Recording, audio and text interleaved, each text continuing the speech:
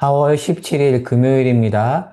쫓겨난 자의 승리라는 제목으로 창세기 26장 12절에서 33절까지 말씀 읽고 설교 말씀 나누도록 하겠습니다. 본문 읽습니다. 이삭이 그 땅에서 농사하여 그 해에 100배나 얻었고 여호와께서 복을 주심으로 그 사람이 창대하고 왕성하여 마침내 거부가 되어 양과 소가 때를 이루고 종이 심이 많음에 블레셋 사람이 그를 시기하여 그 아버지 아브라함 때에 그 아버지의 종들이 판 모든 우물을 블레셋 사람이 다 흙으로 메우고 막았더라. 아비멜렉이 이삭에게 이르되 내가 우리보다 크게 강성한즉 우리를 떠나라 하매 이삭이 거기서 떠나 그랄 골짜기에 장막을 치고 거기 거류하며 그 아버지 아브라함 때 팠던 우물들을 다시 팠으니 이는 아브라함이 죽은 후에 블레셋 사람이 그 우물들을 메웠습니다. 이삭이 그 우물들을 아버지가 부르던 이름대로 불렀더라. 이삭의 종들이 골짜기를 파서 샘물 우물을 거기서 얻었더니 그랄 목자들이 이삭의 목자들과 다투어 이르되 이 물은 우리 것이라 하매 이삭이 그 우물 이름을 에색이라 하였으니 이는 그들이 서로 다툼이라. 이삭의 종들이 또 다른 우물을 팠더니 그들이 또 그것을 다툼으로 그 이름을 신나라 하였으며 이삭이 거기서 옮겨 또 다른 우물을 팠더니 그들이 다투지 아니하였으므로 그 이름을 르호봇이라 하여 이르되 이제는 여호와께서 우리를 위하여 넓게 하셨으니 이 땅에서 우리가 번성하리로다 하였더라. 이삭이 거기에서부터 브엘세바로 올라가니 그 밤에 여호와께서 그에게 나타나 이르시되 나는 내 아버지 아브라함의 하나님이니 두려워하지 말라. 내 종 아브라함을 위하여 내가 너와 함께 있어 내게 복을 주어 내 자손이 번성하게 하리라 하신지라.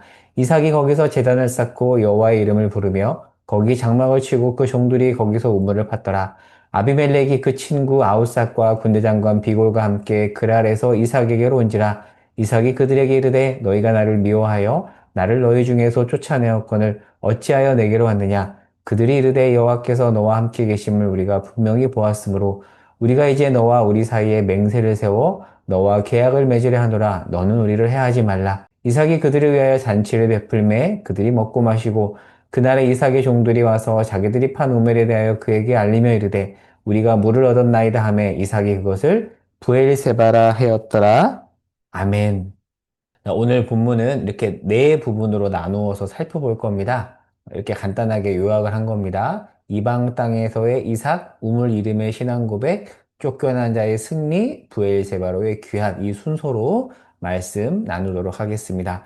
오늘 본문 이해를 위해서 26장 1절, 2절로 가볼게요.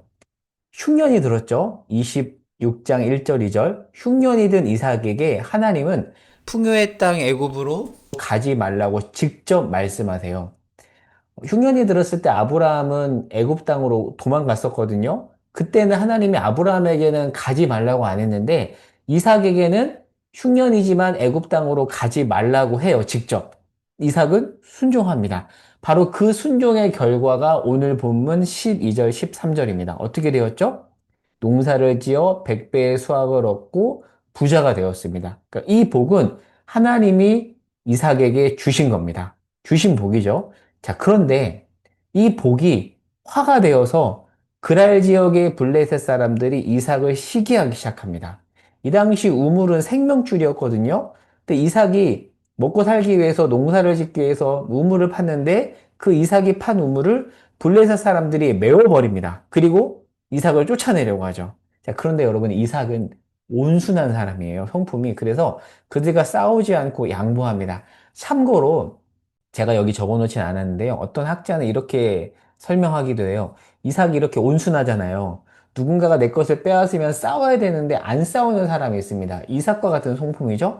근데 여러분, 이삭의 아들 야곱은 어떤 사람이죠? 이 이삭과 완전 반대되잖아요. 그래서 이 야곱이 아버지 이삭의 이 온순한 성품을 보고 반대로 간 것이다 라고 설명하는 사람도 있는데 일리가 있죠.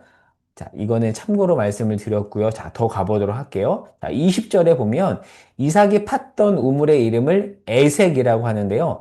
다툼이라는 뜻입니다. 블레셋 사람과 다툰 거죠. 그리고 그 다음에 또 다른 곳으로 가요. 싸우지 않고. 거기서 또 판 이름이 신나라고 하는데 대적함이라는 뜻이에요. 블레셋 사람이 또 대적한 것이죠. 그러니까 계속해서 이 블레셋 사람들과 다투고 또 도망가고 도망갔다는 표현이 좀 그렇지만 그냥 져주는 거예요. 양보하는 거죠. 그리고 다른 곳에 가서 또 우물을 파고 계속해서 그렇게 하다가 마침내 먼 곳에 가서 르호봇. 르호봇이라는 이름의 어떤 공유 오피스도 있거든요. 이제 크리스찬 사업가가 이렇게 이름을 진 건데, 명명한 건데, 르호봇이라고 짓습니다. 근데 여기는 넓은 장소라는 뜻이에요. 넓은 장소, 하나님께서 이렇게 얻게 하셨다라는 거죠. 어찌 보면 바보 같아요. 바보같이 이삭은 져주고 옮깁니다. 자, 그런데 이제 르호봇에 이르러서 야, 여기는 이제 여호와께서 넓게 해주셨구나 라고 신앙 고백을 합니다. 그러니까 이 르호봇은 단순한 우물 이름을 넘어서 이삭의 신앙 고백이죠. 그러니까 쉬운 상황이 아니었지만 주께서 넓게 하실 것이다라는 그 고백이 있는 것이고 이 고백 안에는 조상 때부터 주신다는 그 가나안을 바라보는 신앙 고백이 담겨 있습니다. 그리고 이삭이 어디로 가는지 아세요? 그리고 나서 이삭이 부엘세바로 갑니다. 그러니까 여러분 뭘 봐야 되냐면 아, 이삭이 바보같이 이렇게 져주나 그것도 뭐 맞는 표현일 수 있지만 그 이면에 이삭의 하나님에 대한 신앙 고백이 있다는 것을 봐야 됩니다. 그리고 결국 이 이삭이 브엘세바로 가거든요. 자, 그런데 26절에 보면 상황이 바뀝니다. 블레셋 사람들이 이삭을 시기했잖아요. 그런데 이 블레셋 왕 아비멜렉은 블레셋 왕 이름이 아니라 왕 직함 이름이에요. 보통 애굽의 왕을 바로라고 하듯이 블레셋 왕을 아비멜렉이라고 하거든요. 자, 이 블레셋 왕, 얼마 전까지만 해도 시기에서 이삭을 쫓아내고 이삭의 팠던 우물을 메꿔버렸던 그 블레셋 왕 아비멜렉이 이삭에게 와서 언약을 맺자고 합니다. 자, 이것은 어떤 의미냐면 이런 거예요. 날 괴롭혔던 사람이 시간이 흘러 찾아와서 그때 미안했어. 이제 잘 지내보자라고 하는 것과 같습니다. 자, 본문에 보면 상황이 바뀌어서 시기했더니 블레셋 왕 아비멜렉이 군대 장관과 같이 옵니다. 그래서 언약을 맺자고 하는 거죠. 그러니까 이방인인 그들이 이삭에게 함께 하셨던 그 하나님을 본 거예요. 그리고 언약을 맺자고 하는데 바로 그곳, 이 부엘세바는 어떤 곳이냐면, 부엘세바가 어떤 곳인지를 우리가 잘 봐야 되는데요. 자, 21장으로 가보겠습니다. 창세기 21장 찾아보겠습니다. 오늘 본문과 유사한 사건이 나오는데, 주인공은 아브라함입니다. 아브라함이 하나님 앞에 제단을 쌓았던 곳이 바로 부엘세바인데요. 여기서는 아비멜렉, 블레셋 왕 아비멜렉과 그리고 비골과 언약을 맺는데요. 언약을 맺기 전에 우물에 대한 소유권 문제로 결말을 짓는데 21장 31절에 가면 우물을 이제 삽니다. 그리고 21장 33절에 보면 그곳에서 아브라함이 에셀나무를 심어요. 신앙 고백이 담긴 거죠. 에셀나무를 심고 영원하신 하나님을 부릅니다. 그리고 그 하나님을 경험하고 예배했던 곳이 부엘세바고요. 그리고 이 부엘세바는 약속의 땅 가나안 땅 굉장히 크잖아요. 하나님이 주리라고 했던 이 가나안 땅의 아주 작은 일부, 부엘세바. 이곳이 아브라함 소유의 첫 번째 땅이 돼요. 그러니까 하나님의 그 약속이 아주 작게 성취되는 거죠. 그래서 이 땅을 주심으로써 하나님께서 아브라함에게 보여주는 거죠. 내가 다 줄 거야. 그런데 지금은 잠깐 줄 거야. 약속 지킬 거야. 라는 그런 의미가 이 안에 담겨 있는 거죠. 자, 그런데 그 아들 이삭이 르호봇에서 얼마든지 지낼 수 있거든요. 그런데 굳이 브엘세바까지 와요. 왜요? 아버지의 믿음의 유산이 있는 곳이기 때문이죠. 그리고 이 이삭은 하나님께서 넓게 하셨던 르호봇이 아닌 브엘세바에서 예배를 드립니다. 그곳에서 아버지가 만났던 하나님을 기억하면서 예배를 드리는 이삭. 그러니까 여러분, 아브라함은 이삭에게 무엇을 준 것이죠? 믿음의 유산을 준 것입니다. 이게 바로 오늘 본문의 내용인데 두 가지로 정리하고 적용해 볼게요.